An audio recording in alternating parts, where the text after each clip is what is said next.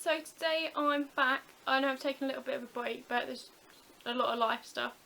But today I thought I'd come back to talk about Shang-Chi and the Legend of the Seven Rings, which I saw a couple of days ago. And I've not seen Black Widow, so this is my first Marvel film of this year so far. And for the first one back, post-pandemic, I thought it was really good. I think a lot of the hype has kind of died down around it because of the Spider-Man trailer coming out, and I feel like not a lot of people were kind of excited about it. But I've been excited about it since like one of the first trailers and thought, oh, it actually looks really good, it looks really different for a Marvel film.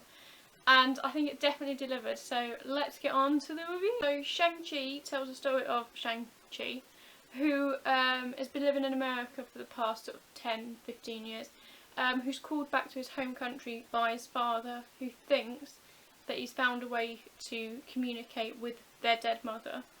And along that sort of route, it kind of shows, you know, him and his father's kind of opposing views on certain things. His sister comes back to their home country as well, and they all have to try and work out whether the mother is back, as well as discovering Shang-Chi's powers and what the 10 rings actually mean. So I really did enjoy this film, and like I said, I was excited for it, so I was hoping going in there it was going to be really good, and I actually thought it was really good. It was probably the most like un-Marvel-esque Marvel film that's come out in quite a while. In some ways it does feel, you know, like a traditional Marvel film, but sort of the fighting and the action and the kind of the lean more to the martial arts side of that really makes it quite different. I think it's got really great fight choreography compared to some of the other Marvel films that kind of just feel a bit like bland, but this one was really impressive. There's a really great scene at the beginning that takes place on a bus that's really well directed and choreographed, and even sort of towards the end of the film, I'm not going to sort of spoil it, there's going to be no spoilers in this review, even sort of towards the end of the film where, you know, the big battles happen, they look really impressive, and they add a sort of a new element to these Marvel films, which I really enjoyed. I really did enjoy how these films handled their action.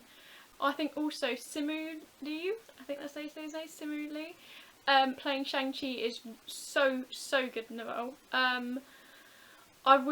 We learn a lot about his character and a lot about his backstory, and there is a lot of sort of information dumping in this film, but they sort of tell it in a way that it makes sense in the plot, and they sort of give you bits of information spread throughout the movie as opposed to kind of one big, you know, scene where they tell you everything that's going on and all of his past and everything that's happened to him and the sister. Really good in the role. You know, even just not when he's doing the superhero stuff and he's just being a normal average guy. I think he works really well. He's also with Awkwafina, who plays his kind of, I don't know, because it's not really romantic interest, more his kind of best friend. And she travels with him to meet the father, and they do a really good job of developing that friendship. They have a lot of good comedic moments together, and she's really quite integral to how the story plays out, which is good because a lot of the time with the Marvel side characters, they don't really add anything to the plot, whereas in this film she actually does add something to the plot, which I think worked really well for her, and she's really good in the role. The villain is quite good. I'm not going to sort of go into specifics on that because that is a lot of spoilers of how the film plays out. And I think going into this film blind and not really knowing a huge amount about how the plot develops is the best way to see this film. But I think the villain is really good in this film.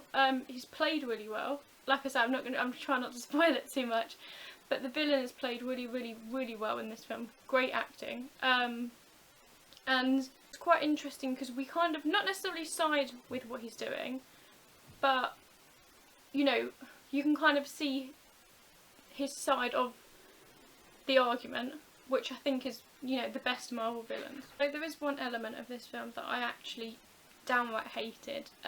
When I was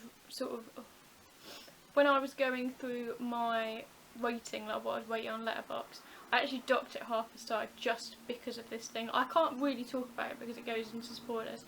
It's a cameo of somebody from a previous Marvel film, and it just really took me out of the movie. They kind of added it in for comedic relief. There's sort of two. There's one that works really well, and there's one that I genuinely just hated every single time they played the person up for comedy. And the person's kind of in the main sort of ending battle of the film, but I actually just genuinely hated it every single time. It just made me feel so uncomfortable, and if you've seen the film you know who I'm talking about. But I really didn't like it, and it took me out of the film every single time the character was on the screen. At first I thought it was going to be sort of just a little like, oh haha, you know, they're in one scene, I get the joke. But then it kept going and going and going, and the character goes with them to the final location, and then it was going and going and going, and I hated it. I hated that element of it. Like I say, it took me out of the movie so much I docked half a star for it. But apart from that, the last action scene is really good. You know, there's a couple of surprises in it. The action's filmed really well. And like I said before, it's really different to how a lot of the Marvel action scenes are. You know, it feels slightly rushed like some of the other films, but the fight choreography and how it's filmed, and you know, the bits that I'm trying not to ruin, the little surprises of different characters and stuff, works really well, and I think it really builds to a really great climax, and the ending is good as well. However, the mid-credit scene is kind of, would divide some people. I think some people will really like it, and some people will really hate it, because it's not like one of the most important ones.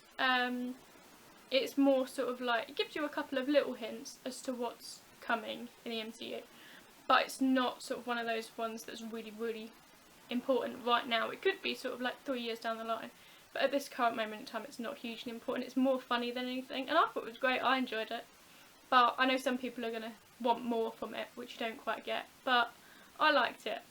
I thought it was good fun. The mid-credits, the end credit scene, the second one, because there's 2 end credit scenes. It was alright, it's fine. It's an end credit scene. The end credit scenes in Marvel films are never really that big, I think.